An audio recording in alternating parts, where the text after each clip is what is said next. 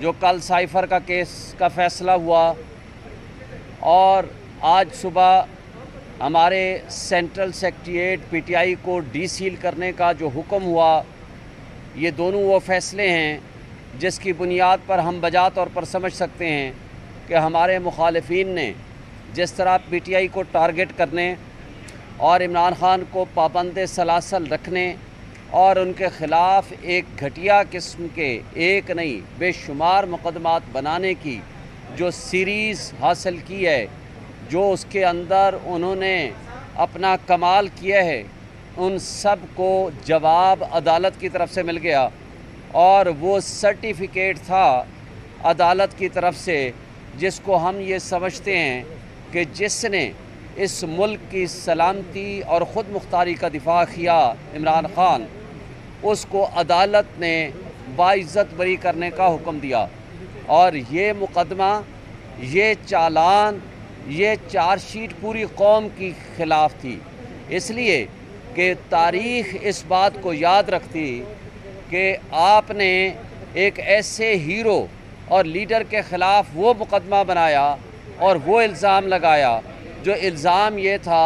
कि आपने अपने मुल्क की सलामती का दिफा क्यों किया। क्योंकि पिछले 2 हफ़्ते पहले prosecutor, special prosecutor general justice retired Syed Hamid Ali Shah साहब ने अदालत में आके एडमिट किया कि जनाब उस साइफ़र के अंदर, दोस्तों बातें ना करें, आवाज़ डिस्टर्ब कर रही है जी। मैं हामिद अली शाह साहब ने पिछले हफ्ते आके इस बात को एडमिट किया कोर्ट के अंदर कि जनाब उस साइफ़र के अंदर ये लिखा हुआ है कि अगर इमरान ख़ान को ना हटाया गया तो पाकिस्तान नताइज भुगतने के लिए तैयार हो जाए। तो लिहाजा वो जो इमरान ख़ान ने सच बोला था कि इस मुल्क के सलामती और ख़ुद मुख्तारी के मामलात में इंटरफेरेंस और बेजा मुदाखलत नहीं होनी चाहिए,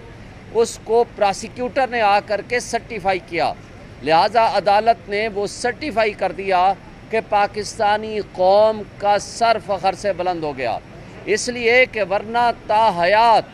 जब तक ये मुकदमा रहता तो पाकिस्तान में एक बात पूरी दुनिया में मैसेज जाता कि कैसी पाकिस्तानी कौम है कि जिसके हीरो, जिसने उनका दिफा किया, उसको इन्होंने मुजरिम कर दिया, और जिन्होंने उसको कहा कि बेगर्स आर नॉट चूज़र्स, जिसने अपने आप को भिखारी तस्लीम किया, उसको इन्होंने अपना हुक्मरान बना दिया। शहबाज शरीफ ने ग़ुलामी का तौक अपने गले में डाल के इक़्तिदार हासिल करके, ख्वाजा आसिफ ने कहा कि अमेरिका हमारा वेंटिलेटर है, और ये ग़ुलामी का तौक लेने के बाद, इक़्तिदार हासिल करने के बाद वो बेइज्जत भी हुए हैं और डिसरिस्पेक्ट भी अल्लाह ने उनके खाते में डाली है। दूसरा केस, आज इमरान ख़ान के लिए कोई मुकदमा ऐसा बाकी नहीं है जिसमें उनको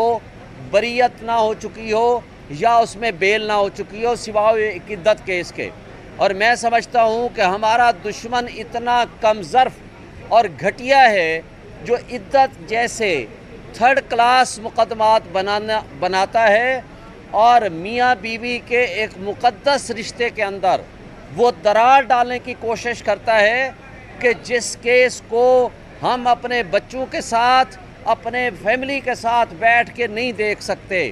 यानी इस कमज़र्फ़ और घटिया दुश्मनों से ऐसी ही तवक्को रखी जा सकती है जो उन्होंने मुकदमात बनाए हैं। और उसके बाद जिस तरह हमारे सेंट्रल सेक्रेटेरिएट को रात की तारीकी में जिस तरह डिमोलिश किया और रात की तारीकी में जिस तरह सील किया, वो ये समझते थे कि हम पाबंद हो चुके हैं सिर्फ़ एक कमरे के या एक मकान के।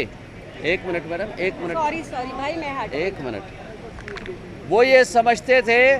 कि एक मकान या एक सेक्रेटेरिएट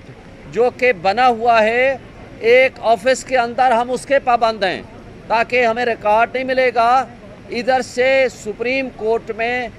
ये पिटीशन लग चुकी है रिज़र्व सीट्स के मुताल्लिक़। अब रिज़र्व सीट्स के मामले के हवाले से मैं समझता हूँ آج سچ سامنے آنا شروع ہو گیا ہے۔ کون سی حرکت ہے انہوں نے ہمارے ساتھ نہیں کی؟ ہم سے بلے کا نشان چھینا،